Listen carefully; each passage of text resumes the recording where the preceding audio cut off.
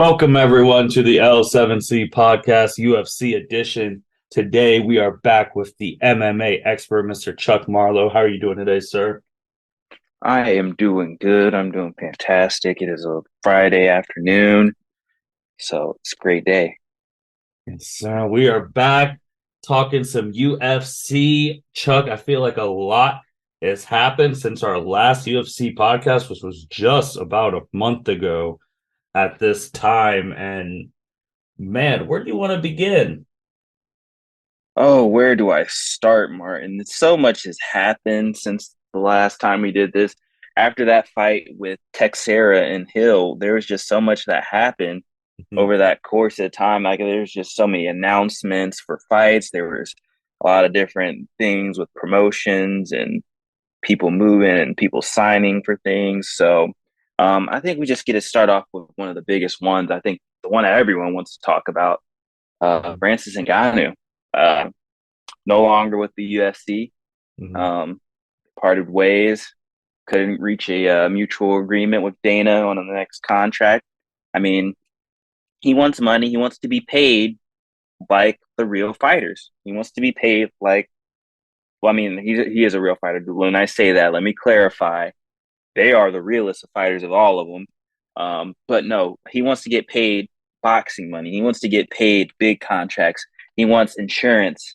He wants health care. Like he doesn't want to just keep getting these same contracts and not having the type of, he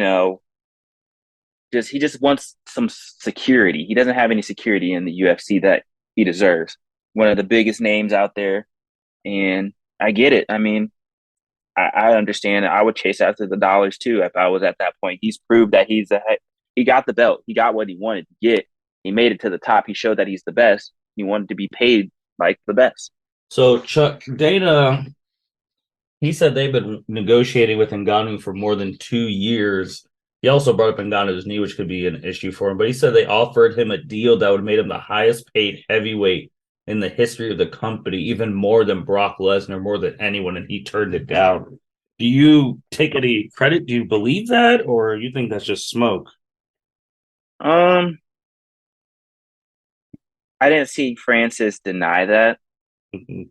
And if Francis would have denied that, I would have been like, okay, he's definitely probably just saying some BS, just cause. But I think I don't know. You never really know. There's always two sides to a story. That's what people say, or three sides to a story. There's the one person side, the other person side, and then there's the truth. So no one really is going to know at the end of the day unless something got leaked or who knows what. This day and age, who knows? But I don't know. I feel like that is definitely probably the case. I mean, he's a big draw. He's probably one of the biggest draws in UFC for a long time. I mean, the dude can punch lights out. I mean, just you see how freakishly big he is, and just the level of just power this man has. And every single time you watch this fight, you're just like, oh my gosh, he's one punch away from just putting someone into the dirt, you know. Mhm. So I can definitely see him paying him just because of that. Because Dana loves knockouts. That's what Dana loves.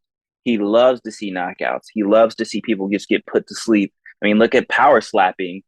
He has that now because he just likes seeing people get slapped in the face for the hell of it. Yeah, that's true. That's actually really good. But it's just weird, man, because it wasn't like Ngannou was just a run of the mill heavyweight, like we said.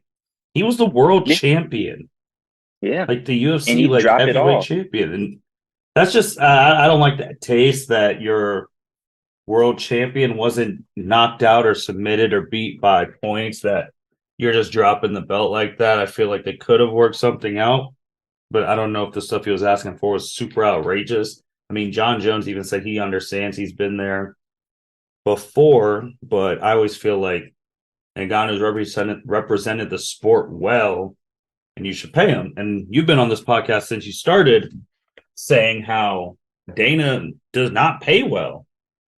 He doesn't, and that's why he will lose his fighters to other promotions, other ventures. This man Ngannou, he could go fight Mike Tyson right now probably and make as much, if not more, than he's ever made in the UFC. That's what people were saying. Yeah. Like he could go fight, and he could go fight Tyson Fury right now. They are talking about potentially doing something. This man would make way more money than he'll make enough of a payday. He could just sit and retire like Conor McGregor and just go just cruise for the rest of his life. Hmm. And I mean, if you have that opportunity, that's like hitting the lottery. You know you have the opportunity to go hit the lottery. Why not go do it? Hmm. No, I agree. I Because agree. if I So, told you today you can go play the lottery and you have a 75% chance of hitting the lottery, you're gonna go play it? oh yeah, 75% chance. Absolutely. Like that's the thing. He knows he's guaranteed some money. So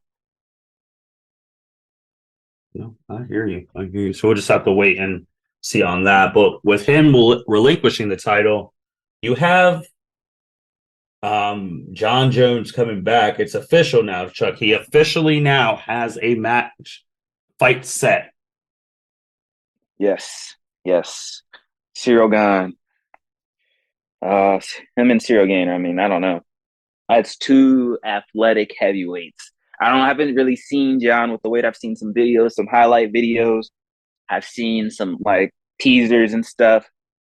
But you know what you get when you get John Jones. You're going to get someone who's tactical and skillful, and he has a really well versed knowledge and depth to his mixed martial arts.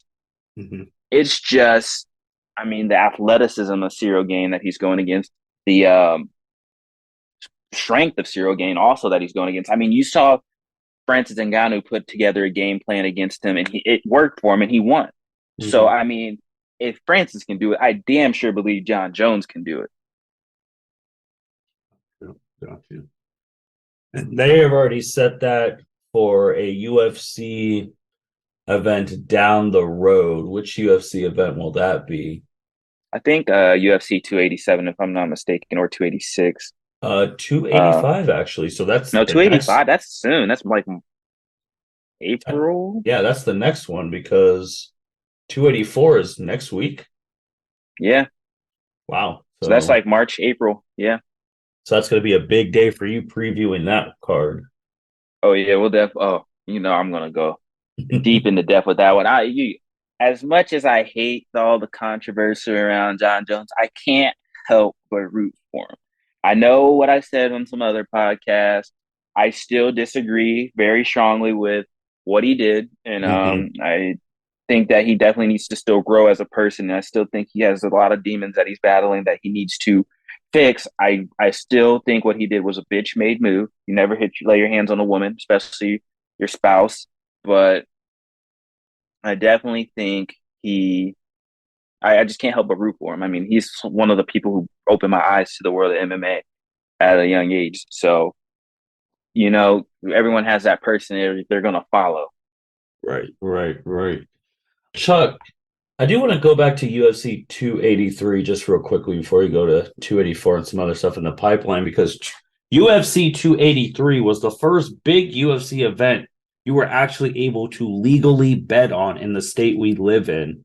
What was that experience like for you? Frustrating. As you know, me and any type of sports betting, it's frustrating because Hmm. I always got to miss something by one, you know? And the way that shit started off, I was from the first off, start off, Johnny Walker, fuck you, you dumbass bitch. And Paul Craig, what the hell were you thinking? You were holding on to this man's leg like you were a fucking toddler begging for a piece of candy. All right, now that I got that out of my system, yes, I missed the first fight. I had Paul Craig winning, but he did some idiotic stuff and was sitting there holding onto his leg like an idiot and got knocked out. Then I got the last four of the main card right. That would have hit for 400. And then I had to redo my bets. I Right after that first fight, I did the same bets that I already did, and I got the rest of the main card correct. So my predictions were right. I was 4 for 5, but the first one didn't hit. So if you're gonna do my bets, maybe do them individually. But I mean, my predictions are pretty good usually. I'm not off, and I'm not far off usually. I'm gonna start doing a lot better on my individual bets. I'm always going to do my super parlays because, that's fun to do. And look at the odds for it most of the time. You can get some big paydays. Yeah, it was very interesting because obviously your first time able to do it, you've been watching this stuff for years, and now when you're given your takes on who you think's going to win, and now you have people with betting interests because they're like, all right, who is MMA expert of the L7C, whoever listens, which we thank you. What are they thinking? And like you said, we mostly copied you and we did the whole money line thing, and you got everyone right except the very first fight. You were going to get the whole crew a payday. I'm telling you, look, I'm very confident in my picks. I stand by my picks. The only thing I will say is don't bet your house on your picks. And then if you lose your house, don't blame me. Oh man, man, man. Chuck, was there anything else in 203? I mean, not 203, I'm sorry, 283 that was a big surprise besides what we talked about, or was everything chalk that you obviously you got 4 out of 5 right? But were you at any moment like, this person showed me more than what I thought they could do? Oh, definitely Jamal Hill. I think he should have got, I know he didn't get performance of the night. I forget who got performance of the night. I think it was Almeida who got the performance of the night, who went out by KO. But Mhm. Jamal Hill, I mean, he showed what I thought he was capable of, but he showed his wrestling. I understand Glover Teixeira is kind of old. He's up there in age, but we all know Glover Teixeira's grappling and Brazilian Jiu-Jitsu is elite. One of the best in the light heavyweight weight class. I mean, he's shown where his grappling has got him the belt. We showed why it got him the belt. I mean, he's a high level grappler, and for his takedown defense against Glover Teixeira to be that good and to be that well versed on the ground against Glover and not put himself in any danger, and to I give props to Glover for being able to have a chin and be able to take all those hits. But that was a 5 round, 50-45, if not worse, fight where I've seen a fighter just dominate from the start. He wanted his belt. He went out there, put his head down, and he just drove and he got what he wanted to get. Another shocker was the flyweight title bout with Davison and Brandon.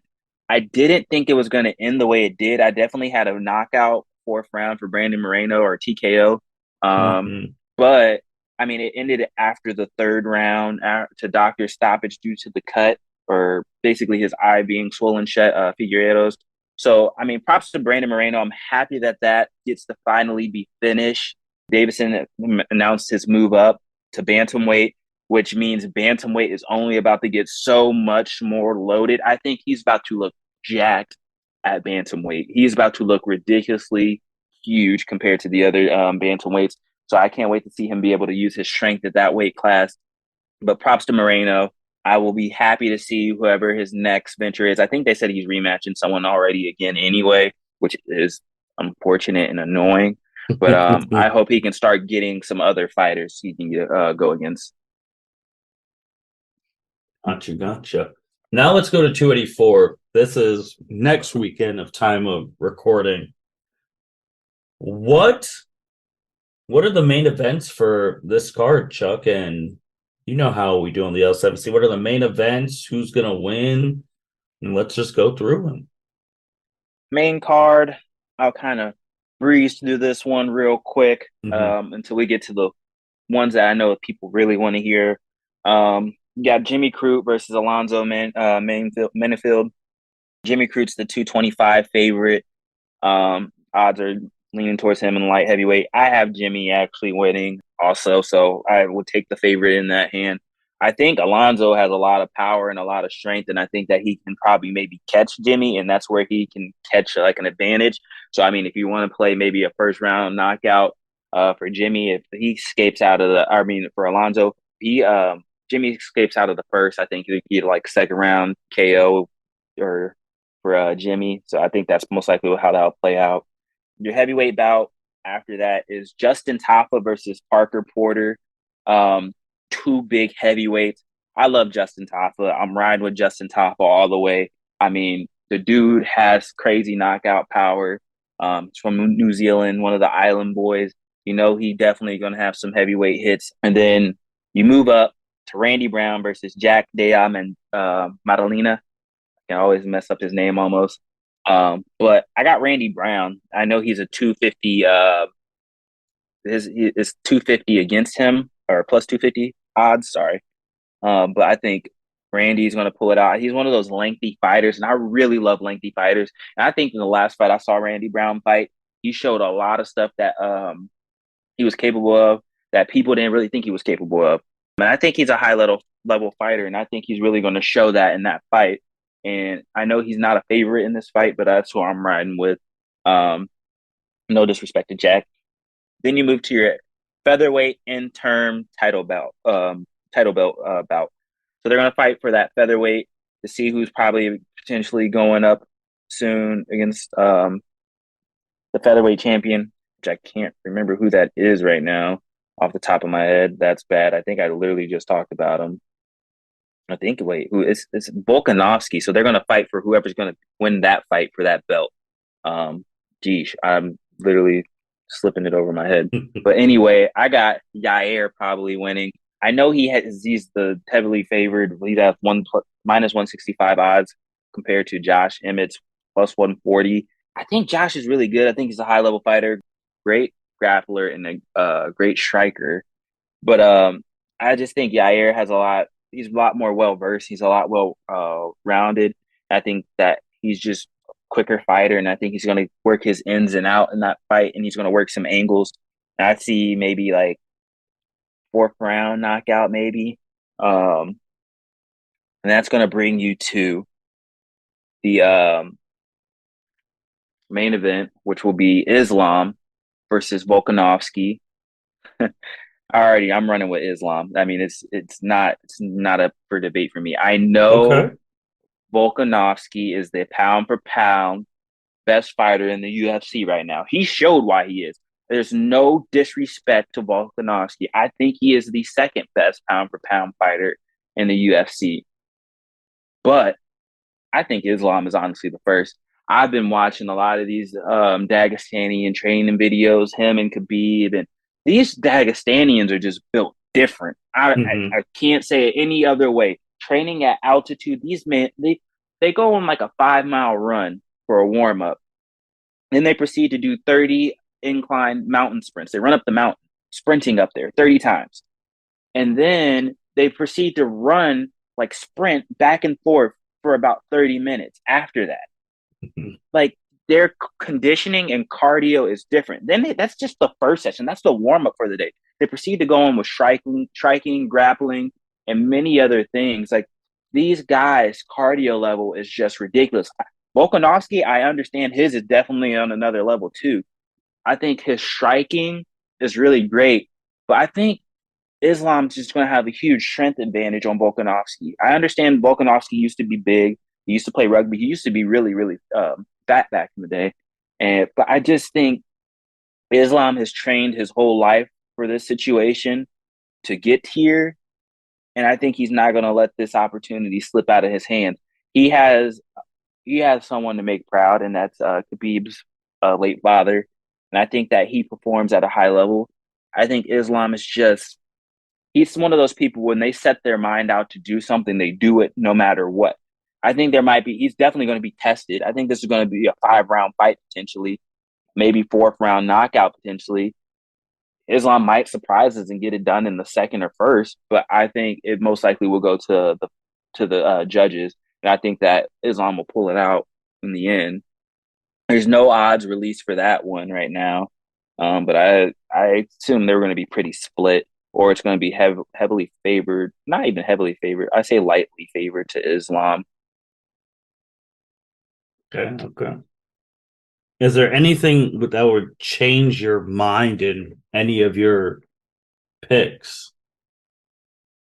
Is there anything that would change my mind for my picks? Yeah, like when we get to next week, like if something happens, I don't know, people don't make weight or something like that, would you be like, I might have to change my pick? I mean, if a fighter misses like weight or something, I definitely think he's not in the right mindset for the fight. He's obviously not preparing well, and he is definitely distracted somewhere in his path and whatever he's trying to go for. So that would definitely maybe change my mind, but I don't see that happening, especially with like the way that most of these guys train on this card. The only ones I could probably potentially see would be some of the lower level people on these cards, some of the like not high name fighters, but I anticipate everyone doing what they're supposed to do. Um, I mean, there could be maybe some pre-fight buildup or like pre-fight injuries or drama that happens that maybe makes sways my mind if someone gets too distracted in other avenues. But a man like Islam, a man like Alexander Volkanovski, I don't see them getting distracted by a single thing, and I see them setting their minds to it. I mean, I understand Volkanovski's doing his little TikTok cooking videos and stuff, but he's still someone who just chases after what he wants and he goes get it too. So So Chuck, if people want to see your bets, where are you betting UFC at? What's your preferred betting site for UFC? So DraftKings is my preferred betting site for UFC. So that way I can share with most of my friends and stuff so that they can see them. Hmm. Another way, I mean, it's FanDuel. I might be making a return to FanDuel because I hit for a lot more bets on FanDuel in the Okay. past. And I haven't been hitting shit lately, at least NBA wise. NBA, I'm still trying to figure it out with these parlays. I like to make mega parlays. That's my problem. It's going to always be my problem. One day, one of them will hit, and I'll be the happiest man on earth, and it'll make up for everything. Yep. But until then, you gotta fight through the pain. No, you already know. You know what's going on with that, Martin. Oh, I I get do. frustrated. I know. I know. I know. Player I misses a layup, free throw. There goes my whole thing. I was going to say too that there was a whole bunch of other fights that have already been announced for cards. Like they're well into 287, like 286. It looks like the main event's going to be Edwards versus Usman. Yes, sir. Part two. Oh man, I can't wait for that one. You know, Usman has revenge on his fucking mind, man. He wants that belt back with a vengeance. He wants that paid in full.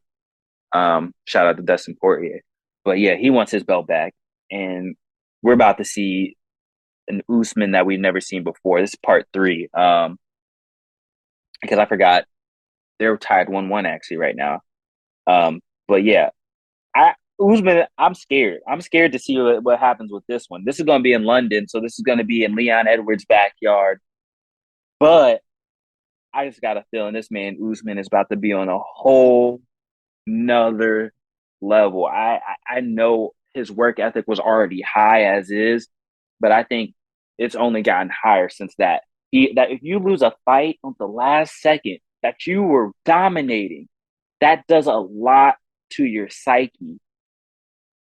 That does a lot to your psyche. Look at Israel Adesanya. It does a lot to your brain. And I think Kamaru Usman is one of those type of people where if something like that happens to him, he's going to become a monster. Yeah, I was gonna say with that, it's gonna be really interesting because Usman was dominating the whole time. Whole time. He's closing the gap between him and George St. Pierre of who you think's the welterweight GOAT. And then he gets upset like that.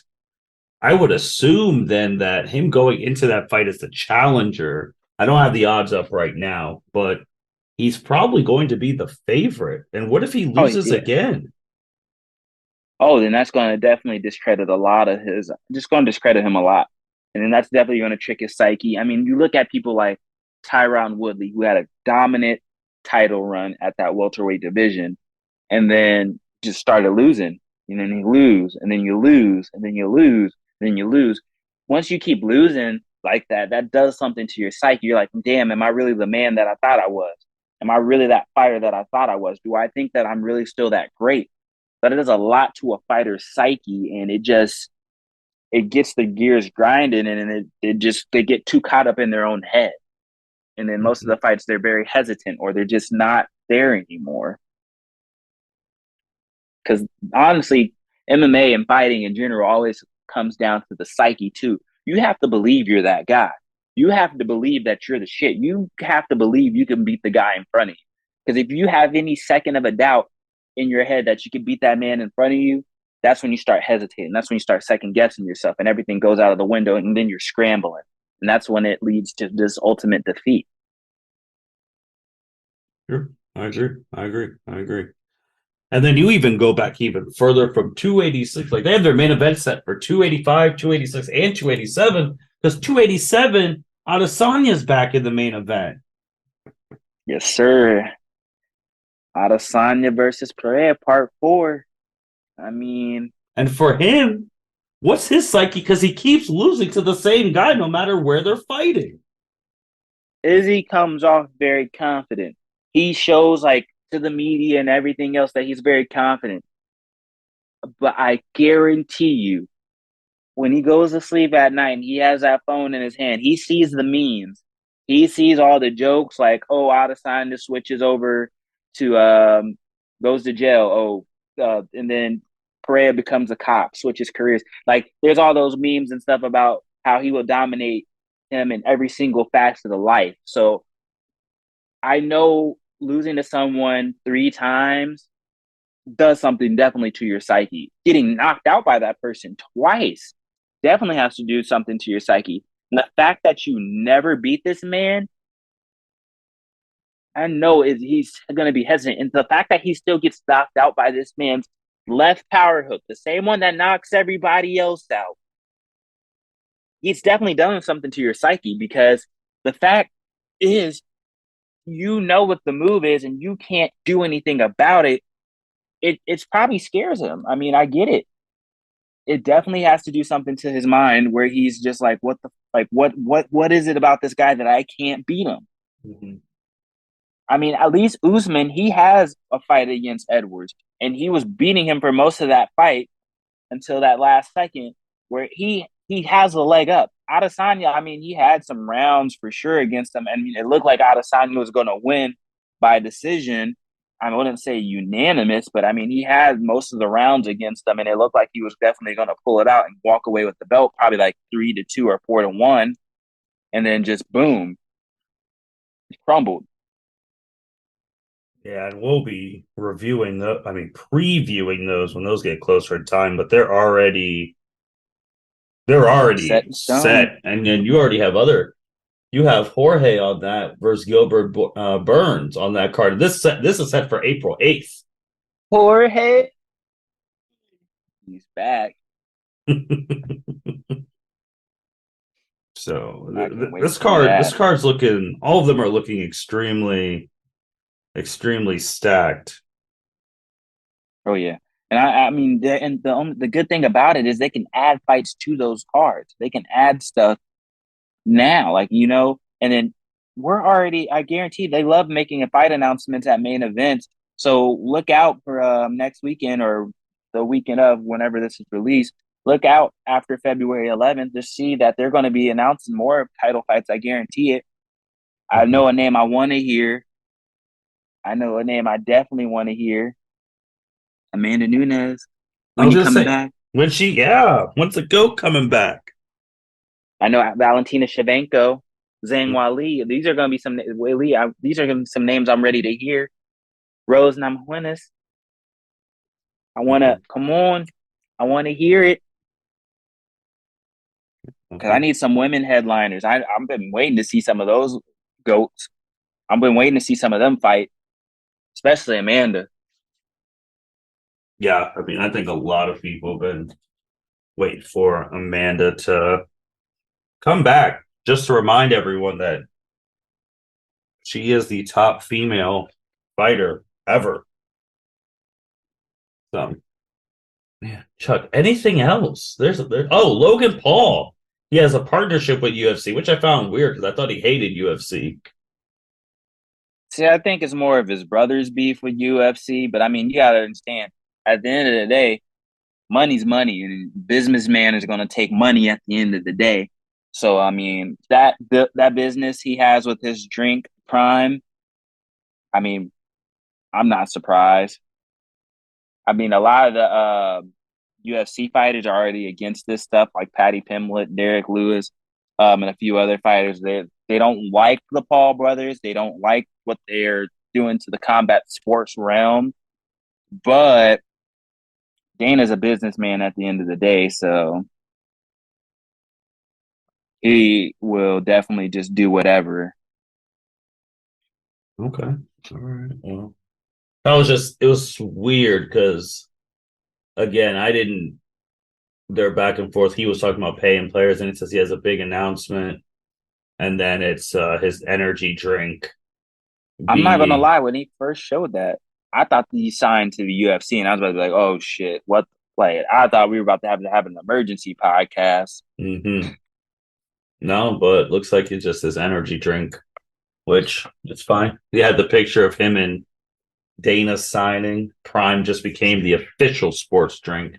Have you even tasted this Prime drink before, Chuck? I have not, and I probably never will. Fair enough. Fair enough. Anything else, Chuck? Just look out for more fight announcements. I'll preview John Jones when we get there. No, that'll be that's the next one. That's the next one. Chuck, if people want to who are listening to this is like, oh, this guy went 4 for 5 on his bets. Where can they find your Twitter at, your Twitch, because you're there doing your Madden thing? Like, where can they find you at? What are the handles? You can find me on Twitch at Chuck the Duck MMA. You can find me on Twitch at Chuck the Duck MMA, YouTube Chucky the Ducky, DraftKings Chuck the Duck MMA, um, Twitch. I'll get back to streaming. I have been on a little break hiatus. The Madden League that I started for the Saints one that ended and went up in smoke really quickly. I joined another one. I'm working through this season, and then I got some more stuff coming soon. No, I hear you, man. You always got to take your break. With that being said, thank you everyone for listening to the L7C podcast. Make sure you like, rate, comment, subscribe, give us some feedback. You guys are showing us love on YouTube. For our YouTube followers, make sure you go follow Chuck on well, his UFC stuff, obviously, but on YouTube as well. He's the only featured YouTube channel we have on the L7C. So all you gotta do is go to our about section, go to featured, you'll see Chuck's thing right there. So go show him some love as he is a proud member of the L7C. With that being said, UFC 284, February 11th, the day before the Super Bowl. So you got a jam-packed weekend. You got UFC and the Super Bowl back to back, where you're going to have a lot of L7C stuff. With that being said, L7C signing out. Thank you for listening to this episode of the L7C podcast. Be sure to like, rate, review, and subscribe to the channel. Follow us on all social media platforms, and we'll be talking to you guys soon. Take care.